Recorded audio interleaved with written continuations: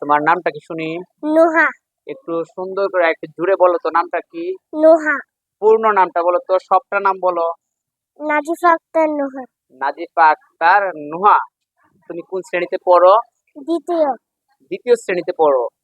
তোমার বিদ্যালয়ের নাম কি শুনি তো? RS ideal school. RS ideal school.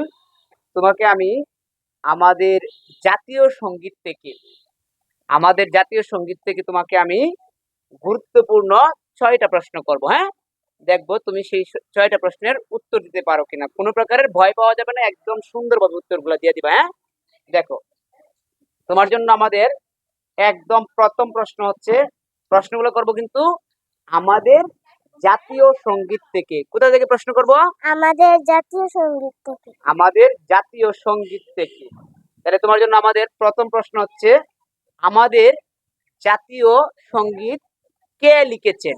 বিশ্বকবি রবীন্দ্রনাথ ঠাকুর। বিশ্বকবি রবীন্দ্রনাথ ঠাকুর। তোমার জন্য আমাদের দ্বিতীয় প্রশ্ন হচ্ছে, বাংলাদেশের জাতীয় সঙ্গীত কোনটি? আমার সোনার বাংলা এর প্রথম 10 চরণ। হ্যাঁ, আমার সোনার বাংলা এর প্রথম 10 চরণ।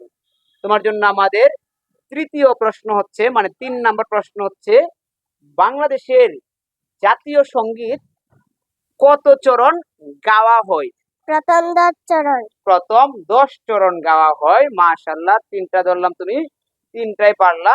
তোমার জন্য আমাদের 4 নাম্বার প্রশ্ন হচ্ছে, মানে চতুর্থ প্রশ্ন হচ্ছে যে, বাংলাদেশের কোন রাষ্ট্রীয় অনুষ্ঠানে জাতীয় সঙ্গীত কত চরণ বাজানো হয়? 4 চরণ। 4 চরণ বাজানো হয়।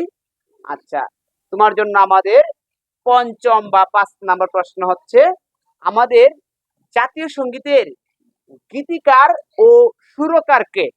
রবীন্দ্রনাথ ঠাকুর। রবীন্দ্রনাথ ঠাকুর। এরপর আমাদের তোমাকে একদম সর্বশেষ প্রশ্ন আমাদের জাতীয় সঙ্গীত থেকে, বাংলাদেশের, মানে 6 নম্বর প্রশ্ন তোমার জন্য, বাংলাদেশের জাতীয় সঙ্গীত রবীন্দ্রনাথ ঠাকুরের কোন কাব্যগ্রন্থ থেকে নেওয়া হয়েছে? স্বরবিতান কাব্যগ্রন্থ থেকে। স্বরবিতান কাব্যগ্রন্থ থেকে নেওয়া হয়েছে। তার মানে আমরা তোমাকে প্রশ্ন করলাম কয়টা? 6টা প্রশ্ন করলাম। 6টা প্রশ্নের তুমি সঠিক উত্তর দিতে পারলা। এবং আমাদের এখানকার যে সহজ যে তোমার সাধারণ জ্ঞানগুলো আছে, এগুলো আমাদের কখন জানি কাজে লাগবে বললাম? ভবিষ্যতে যখন আমরা চাকরি করব। ভবিষ্যতে যখন আমরা চাকরির পরীক্ষা দিব, তখন এগুলো আমাদের খুব ভালো কাজে আসবে, ঠিক না? Thank you so much. যাও।